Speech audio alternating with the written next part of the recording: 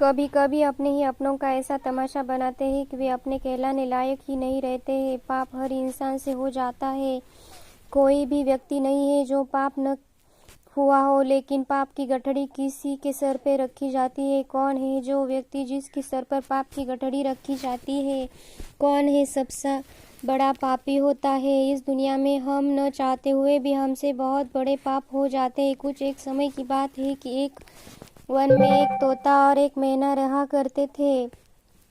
उनका जीवन बड़ा सुखमय था। एक दिन अचानक आसमान में काले बादल मंडराने लगते हैं और उत्तर दिशा से जोरदार तूफान उड़ता हुआ आता है। जोरदार बवंडर आता हुआ दिखाई पड़ता है। वह तोता मैना बवंडर को देखकर एक वट वृक्ष पर छिप जाते हैं। उस वृक्ष पे कई सारे पक्षियों के घरटे थे, उनके बच्चे रहते थे, पक्षियों के अंडे रखे थे।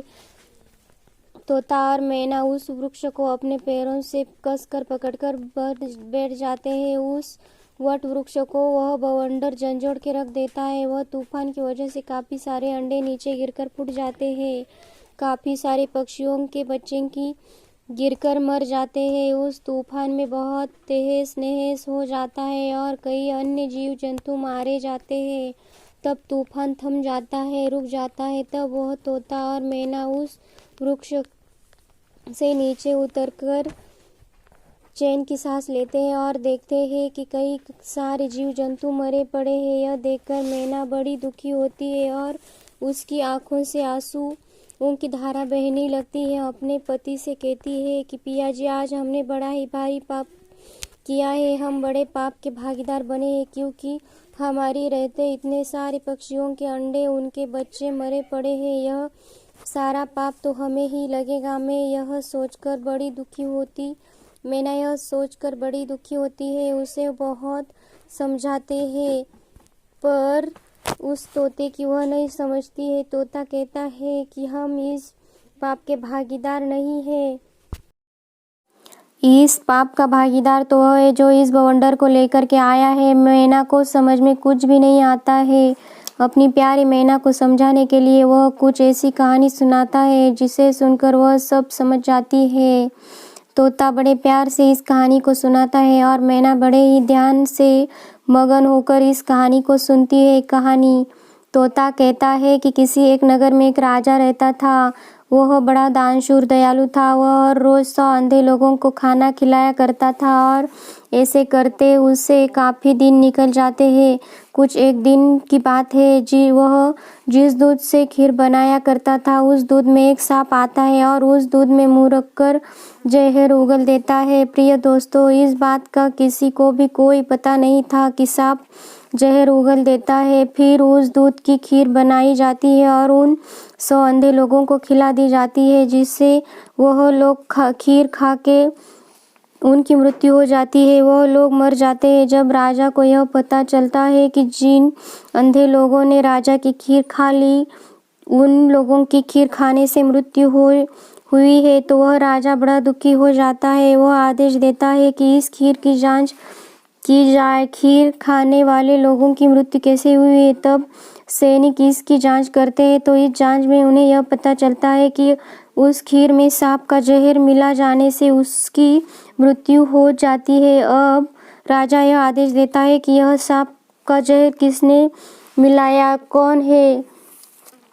तो उसमें पता चलता है कि सांप का जहर मिलाने वाला ऐसा कोई भी नहीं है। किसी भी मनुष्य ने, व्यक्ति ने खीर में जहर नहीं मिलाया है। उनको पता चलता है कि कोई काला सांप आया था, उसने इस दूध में अंदर जहर मिला दिया है। उसके बाद राजा बड़ा दुखी होता है। प्रिय दोस्तों, इस बात को तोता अपनी मैना से बड़े प्यार से कह रहा है। मैना बड़े ध्यान से सुन रही है। उसके बाद राजा बड़ा दुखी हो जाता है और राजा सोचने लगता है कि इन 100 लोगों की हत्या का पाप मुझे लगेगा। मैं ही इस सब का भागीदार हूँ, क्योंकि मैं ही इन 100 अंधे लोगों को भोजन खिलाया करता था, इसलिए मैं इस पाप का भागीदार हूँ। यह सोचकर राजा अपने राजपाट को त्याग देता है और सोचने लगता है कि क्यों ना किसी जंगल में जाके भगवान की भक्ति करके इस पाप से छुटकारा पाऊँ। राजा दिन भर चलता है, काफी दूर निकल जाता है। अब वह राजा संध्या काल का समय हो जाता है। तभी राजा नगर के चौपाल पे चला जाता है। वो काफी सारे लोग बैठे हुए थे। उनसे जाकर के यह राजा कहता है कि भाइयों, इस नगर में ऐसा कोई व्यक्ति है जो भगवान की भक्ति करता हो, भगवान पर भरोसा करता हो, ईश्वर से विश्वास रखता हो। मुझे ऐसे ही घर जाके रुकना है। तब लोग कहते हैं कि मुसाफिर, हमारे गांव में एक ही घर ऐसा है जहाँ एक बहन और एक भाई रहते हैं। वह लोग भगवान के बड़े भक्त हैं। वह लोग उस राजा को उनके मकान का पता देते हैं। वह राजा उनके घर पे चले जाता है, उनसे ठहरने का निवेदन करता है। वह बहन भाई निवेदन करते ही कहते हैं कि मुसाफिर, हम भी भगवान के भक्त और आप भी भगवान के भक्त ही हैं, आप बिल्कुल हमारे घर रुक सकते हो। वह राजा उन दोनों बहन भाइयों के घर में रुक जाता है। तोता अपने मैना को कह रहा है और मैना बड़े ही ध्यान से सुन रही है। जब सुबह का वक्त होता है तो यह राजा अपने बिस्तर में उठ जाता है तो वह बहन भगवान के मंदिर में बैठी हुई है और बड़ी ध्यान मगन होकर उस लड़की का यह नियम था कि सूर्योदय होने से पहले वह पूजा पाठ संपन्न कर लेती और जल्दी भोजन बनाकर अपने भाई को खिलाकर अपने काम पे चली जाती। लेकिन उस दिन वह लड़की काफी समय तक ध्यान मगन हो अपनी ध्यान साधना तोड़ने का नाम ही नहीं ले रही थी। काफी समय निकल जाता है, सूर्य सर पर आ जाता है। तभी वह लड़की अपनी पूजा से उठती है। जैसे ही वह लड़की पूजा से उठती है तो उसका भाई उससे कहता है कि आज तुमने पूजा में बड़ा टाइम लगा दिया है, मुझे काम पे जाना था, मैं भी काम पे नहीं जा पाया और हमारे घर पे मुसाफिर आए हैं, यह भी भोजन करके कहीं दूर निकल जाते, यह भी नहीं जा पाए। तुमने अपनी पूजा में बहुत समय लगा दिया। वह लड़की अपने भाई से कहती है कि भैया, मैं धर्मराज जी की राजसभा में थी।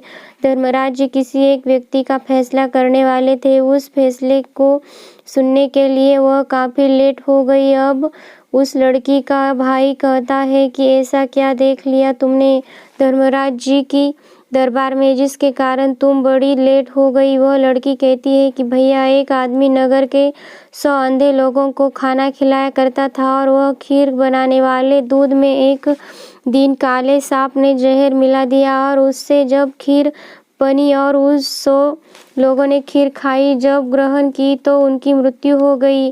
धर्मराज जी यह फैसला करने वाले थे कि पाप का भागीदार कौन है, वह राजा है या वह है जिसने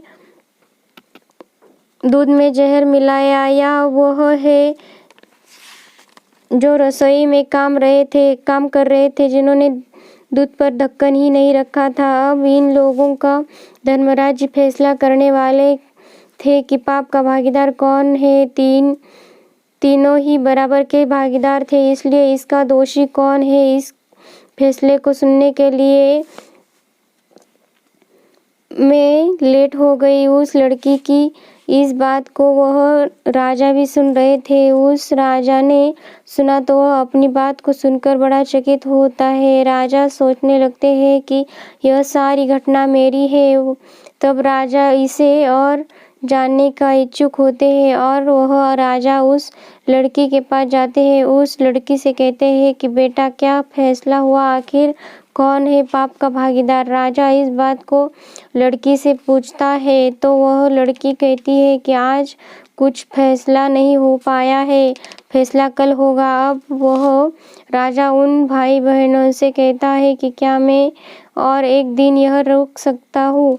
तब ये सुनकर दोनों भाई बहन हंसी खुशी उसे रुकने के लिए बोलते हैं कि आप हमारे मेहमान हैं, आप जितने दिन चाहे उतने दिन हमारे घर पे रुक सकते हो। वह राजा फैसला क्या आता है, कौन है पाप का भागीदार, राजा है या सांप है या रसोइया है। इसलिए वह राजा उनके घर रुक जाते हैं। पर चौपाल पे रहने वाले लोग, बैठने वाले लोग बातें करते हैं कि राजा इन दोनों भाई बहन के घर आया था, यह मुसाफिर कुछ ठीक नहीं लग रहा। फिर लड़की को देखकर यह मुसाफिर यह ठहर गया है, कल तो यह मुसाफिर कह रहा था कि एक रात रुकेगा, लेकिन अब यह दूसरी रात भी यह रुक रहा है। लगता है कि यह मुसाफिर इस लड़की को लेके जाएगा, इसकी इज्जत को लेके जाएगा, इस लड़की को लेके भाग जाएगा। प्रिय दोस्तों, इस तरह की बातें चौपाल पर बैठने वाले लोग करते हैं। चौपाल पे बैठने वाले लोगों की इन बातों को वह राजा सुन लेता है, लेकिन वह राजा इनको कोई जवाब नहीं देता। राजा को सिर्फ ये जानना था कि पाप का भागीदार कौन है। दोस्तों, दूसरे दिन वह लड़की सुबह ब्रह्म मुहूर्त पे उठ के पूजा में बैठ जाती है और ध्यान मगन हो के पूजा से वह लड़की उस दिन जल्दी ही पूजा से उठ जाती है।